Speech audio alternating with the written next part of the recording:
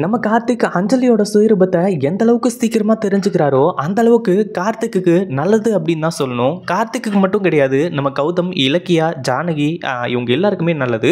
அதாவது என்னாச்சு அப்படின்னு பார்த்தீங்கன்னா, இத்தனை நாளாக நம்ம கௌதமோட பேரில் எல்லாமே இருந்துகிட்டு இருந்துச்சு. அதாவது இந்த வீட்டில இருந்து அடுத்ததாக கம்பெனி, சொத்து எல்லாமே நம்ம கௌதமோட பேரில் இருந்துச்சு. ஒரு பக்கம் நம்ம வெங்கட்ராமன் எங்கே போனார், என்ன ஆனார் அப்படின்றது தெரியல. அவர் சிங்கப்பூர்லேயே போய் குப்பை கொட்டிக்கிட்டு இருக்காரு. ஆனால் இங்கே அவங்களோட பிள்ளைங்க, வளர்த்த புள்ளையும் அதே மாதிரி பெத்த புள்ளையும் இப்படி அடிச்சுக்கிட்டு இருக்காங்க. அதாவது பெத்த புள்ள வளர்த்த புள்ளைய வீட்டை விட்டு துரத்திட்டான் அப்படின்ற மாதிரி விஷயம் தெரிஞ்சிருந்துமே கூட அந்த மனுஷன் இங்கே வராதது ஒரு மிகப்பெரிய அதிர்ச்சியாக தான் இருக்குது அப்படின்னே சொல்லலாம். ஏன்னா வெங்கட்ராமன் வந்தால் தான் இங்கே நடக்கிற பிரச்சனை எல்லாத்துக்குமே ஒரு முக்கிய தீர்வு கிடைக்கும் அப்படின்னு சொல்லிட்டு வந்து சொல்லலாம். ஒரு பக்கம் கார்த்திகோட மனசை ரொம்பவே மாற்றி கௌதம் பேரில் இருந்த சொத்தை எல்லாத்தையுமே ஆட்டையை போட்டது மட்டும் இல்லாமல் கடைசியில் கௌதமியும், இலக்கியா, ஜானகி 3 பேரையுமே இப்போது இந்த வீட்டை விட்டு துரத்திட்டாங்க. ஒரு பக்கம் வீட்டை விட்டு வெளியே போன நம்ம கௌதம், இலக்கியா, ஜானகி முன்னேறி வரணும் அப்படின்றதுக்காகவும் அதாவது அவங்களுக்கு இப்போது அடுத்த வேலை சாப்பாட்டுக்கே வழி இல்லாமல் தான் நிற்கிறாங்க. ஏன்னா கையில் ₹1 பணம் இல்லை, பேங்க்கில் பேலன்ஸ் இல்லை, இந்த மாதிரி நிறைய விஷயங்கள் இதை சொல்லிகிட்டே போகலாம். அப்படி இருக்கும்போது நம்ம இலக்கியாவும் கௌதமும் ஜானகியை ஒரு ராணி மாதிரி வச்சு பார்த்துப்பாங்க அப்படின்றதுல எந்த ஒரு சந்தேகமும் கிடையாது. அதாவது என்னதான் இந்த கார்த்திக்கிட்டையும் அஞ்சலிக்கிட்டையும் ₹1,00,00,000 பணம் இருந்தாலுமே கூட, அதாவது பல கோடிகள் இருந்தாலுமே கூட அங்கே நம்ம ஜானகியோட நிலைமை அதாவது யாருமே இல்லாத ஒரு அனாதை போல தான், ஒரு பிச்சைக்காரி. அது எந்த அளவுக்கு கேவலமாக வேணாலும் அந்த ஒரு விஷயத்தை வந்து விரிவாக சொல்லலாம்.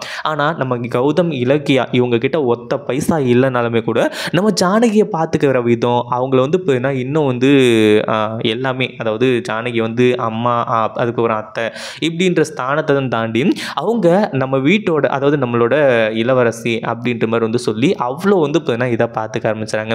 கார்த்திக் என்ன நினைச்சாரு, சொத்து பணத்துக்காக தான் கௌதமும், இலக்கியாவும் ஜானகியா அம்மா, அத்தைன்னு சொல்லிட்டு வந்து சுற்றிட்டு இருக்காங்க அப்படின்ற மாதிரி வந்து நினைச்சாரு. ஆனால் அது எதுவுமே உண்மை கிடையாது அப்படின்றத கார்த்திக் போக போக வந்து தெரிஞ்சுக்க போறாரு. ஏன்னா இப்போதான் கார்த்திக்கு அடிப்பட வேண்டிய ஒரு வாய்ப்பு வந்து கிடைச்சிருக்கு. இத்தனை நாளாக இந்த குடும்பத்தோட நிழல்ல இருந்துகிட்டு இருந்தாரு. அடுத்ததான் இந்த வீட்டை விட்டு அஞ்சலி வெளியே கூட்டிட்டு போனதுக்கு அப்புறமா எஸ்எஸ்கே, தாக்ஷாயினி இவங்களோட நிழல்ல இருந்துட்டு இருந்தாங்க. ஆனால் உண்மையிலேயே சந்தோஷம் தான் எங்கே இருக்குது? கௌதமும், இலக்கியாவும் எதுக்காக ஆசைப்பட்டாங்க? இந்த சொத்துக்காக ஆசைப்பட்டாங்களா, இல்லை வந்து அவங்களோட சந்தோஷத்துக்காக ஆசைப்பட்டாங்களா, சொந்தத்துக்காக ஆசைப்பட்டாங்களா அப்படின்றது எல்லாமே கார்த்திக்கு இப்போ புரிய வருது.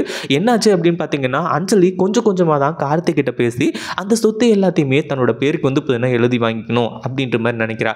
ஏன்னா உடனுக்குடனே சொன்னோம் அப்படின்னா கண்டிப்பாக அது மிகப்பெரிய பிரச்சனையில் போய் முடியும் அப்படின்றது அஞ்சலிக்கு நல்லாவே தெரியும். அதே மாதிரி இப்போ என்னாச்சு அப்படின்னு பார்த்தீங்கன்னா, கௌதமும், இலக்கியாவும் வெளியே போயிட்டாங்க.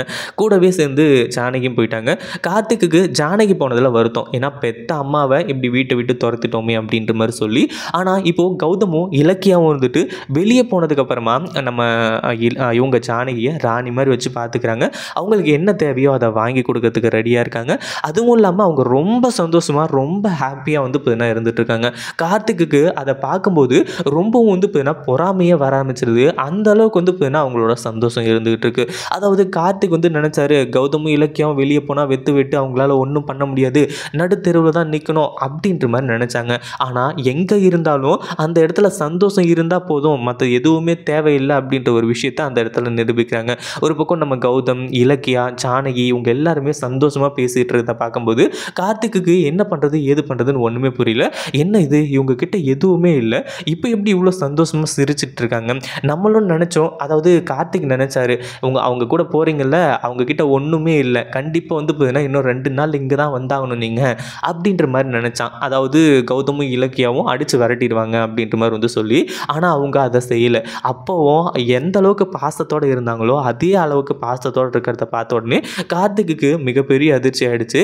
என்னடா அது, சொத்தே இல்லைனாலுமே கூட இவங்க இவ்வளோ சந்தோஷமாக இருக்காங்களே, ஆனால் நம்மளோட மனசில் தான் நிம்மதி இல்லை, எல்லாமே போச்சு, உண்மையிலேயே எது தான் வந்து நிம்மதி? அது மட்டும் இல்லாமல் இந்த சொத்துக்காக நம்ம வந்து இப்படி ஒரு குடும்பத்தை இழந்துட்டோமா அப்படின்னு சொல்லிட்டு யோசிக்க ஆரம்பிச்சாங்க. அப்படி யோசிக்கும் போது தான் கொஞ்சம் கொஞ்சமாக இந்த அஞ்சலி மேலே வந்து வெறுப்பாக ஆரம்பிச்சிருது. அஞ்சலி பண்ணுறது எல்லாமே மிகப்பெரிய அதிர்ச்சியாகவும் மாற ஆரம்பிச்சிருது. கார்த்திக் வந்து நினச்சிட்டு இருக்காரு, அஞ்சலி வந்து நம்ம மேலே அவ்வளோ வந்து இதில் இருக்கா, பாசத்தோடு இருக்கா, அது மட்டும் இல்லாமல் நமக்கு வேண்டிய சொத்தையும் வாங்கி கொடுத்துட்டா, நமக்கு வர வேண்டிய பதவி, இன்னும் இந்த கம்பெனி இது எல்லாத்தையுமே வாங்கி கொடுத்துட்டா, இனிமேல் வந்து அஞ்சலி தான் நம்மளோட உலகம் அப்படின்ற மாதிரி நினச்சாங்க. ஆனால் அஞ்சலி அஞ்சலி அப்படின்னு நினைக்கல. அஞ்சலி அவங்க அம்மா சிந்தாமணியை வந்து பார்த்தீங்கன்னா கூப்பிட்டு வச்சு பேசிக்கிட்டு இருக்காங்க. அதாவது கார்த்திக் இருக்கும்போது பேசினா வந்து பார்த்தீங்கன்னா தப்பாயிடும். ஏன்னா நிறைய விஷயங்களை பேச முடியாது. அதனால அவங்க அம்மா வந்து பார்த்தீங்கன்னா தனியாக வரும்போது இந்த விஷயத்தை பற்றியெல்லாம் பேசுகிறாங்க. இந்த மாதிரி ரொம்ப சந்தோஷமாக இருக்கு அஞ்சலி, எப்படியோ ஒரு வழியாக அந்த கௌதமையும் இலக்கியாவையும் வீட்டை விட்டு துரத்திட்ட. அதே மாதிரி கார்த்திக் கூட நீ இந்த வீட்டிலேயே இருக்கணும், உன்னால் குழந்தை பெற்றுக்க முடியாதுன்றது எனக்கு தெரியுது, பட் நீங்கள் 2 பேரும் ஒரு குழந்தைய தத்தெடுத்து வளர்க்கணும் அப்படின்ற மாதிரி வந்து சொல்லி அஞ்சலி கிட்ட தன்னோட தாயாக வந்து பார்த்தீங்கன்னா, அதாவது உண்மையான தாயாக சிந்தாமணி சொல்லிட்டு இருக்காங்க. மற்ற விஷயத்துலலாம் அவங்க எந்த அளவுக்கு கேவலமானவங்க அப்படின்றது நல்லாவே தெரியும். ஆனால் பொண்ணு அடுத்ததாக அவளோட வாழ்க்கை அப்படின்ற ஒரு விஷயத்தில் உண்மையிலேயே சிந்தாமணி ரொம்ப நல்லவளாக இருக்கா அப்படின்னு தான் சொல்லணும். ஏன்னா தன்னோட பொண்ணு கர்ப்பமாக முடியாது அப்படின்ற மாதிரி தெரிஞ்சுமே கூட இப்போது உன் புருஷன் கூட சந்தோஷமாக இரு, குழந்தை பெற்றுக்க முடியலன்னா என்ன, அடுத்ததாக ஒரு குழந்தைய நம்ம தத்து எடுத்துக்கிட்டால் போதும், ஒரு தத்து எடுத்துக்கிட்டு வந்து பார்த்தீங்கன்னா வளர்த்துக்கலாம் அப்படின்ற மாதிரி வந்து சொல்ல ஆரம்பிச்சுறாங்க.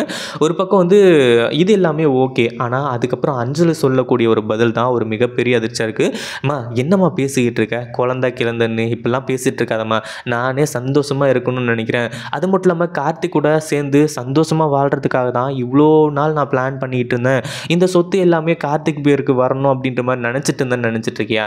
அதெல்லாம் ஒன்றுமே இல்லைம்மா, அதெல்லாம் வந்து இப்போனா எப்போவே நான் தூக்கி போட்டாச்சு. கார்த்திக்கெல்லாம் நான் ஆரம்பத்துலேருந்தே லவ் பண்ணல, அவனோட சொத்துக்காக மட்டும்தான் வந்து பார்த்தீங்கன்னா அவனை லவ் பண்ணேன், கல்யாணம் பண்ணேன். ஆனால் அவன் எப்போ வந்து பார்த்தீங்கன்னா என்னையே அடித்து வரட்டினானோ அப்போ இருந்தே அவன் மேலே எனக்கு கோவம் தான். வேலையாக இந்த சொத்து எல்லாமே என் பேருக்கு வரட்டுமா, அதுக்கப்புறம் அந்த சொத்தை வச்சுக்கிட்டு நான் என்ன பண்ண போகிறேன்னு மட்டும் பாரு, இந்த கார்த்திக்கெல்லாம் எனக்கு தேவையே கிடையாது அப்படின்னு சொல்லிட்டு இப்போது இந்த அஞ்சலி அவங்க அம்மா சிந்தாமணிக்கிட்ட பேசிக்கிட்டு இருக்காங்க.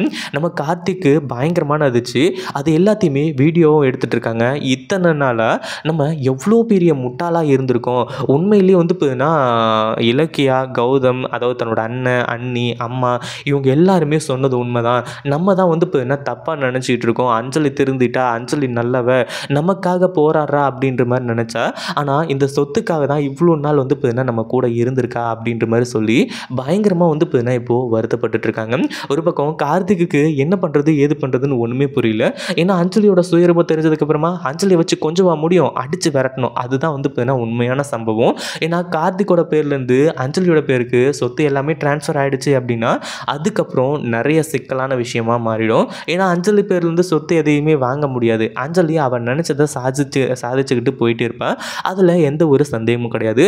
இப்போ தான் கார்த்திக் இருந்துட்டு அந்த வீடியோவை, அதாவது அவங்க அம்மாவும் அஞ்சலியும் பேசிட்டு அந்த வீடியோவை காட்டி, இதுக்கு மேலே உன்னை இங்கே விட்டு வச்சுருந்தா வேலைக்கு ஆகாது, நீ என் மேலே இருக்கிற பாசத்தினால தான் வந்து இப்போ இங்கே வந்திருக்கேன்னு நினச்சேன், ஆனால் எல்லாமே வேஷம் அப்படின்னு சொல்லிட்டு இப்போ தான் தெரிய வருது அப்படின்னு சொல்லிட்டு அஞ்சலியை உண்டு இல்லைன்னு பண்ணிட்டு இருக்காங்க. அஞ்சலி இப்போது கையெடுத்து கும்பிட்டு என்னை விட்டுருங்க கார்த்திக், நான் உங்கள் கூட சந்தோஷமாக வாழ்கிறேன் அப்படின்ற மாதிரி கதறிக்கிட்டு இருக்கா. இந்த வீடியோ பிடிச்சிருந்தா லைக் பண்ணுங்கள், ஷேர் பண்ணுங்கள். இப்போ தான் நம்ம சேனலுக்கு ஃபர்ஸ்ட் டைம் வரீங்க அப்படின்னா கீழே இருக்க சப்ஸ்கிரைப் பட்டனை ப்ரெஸ் பண்ணிக்கோங்க.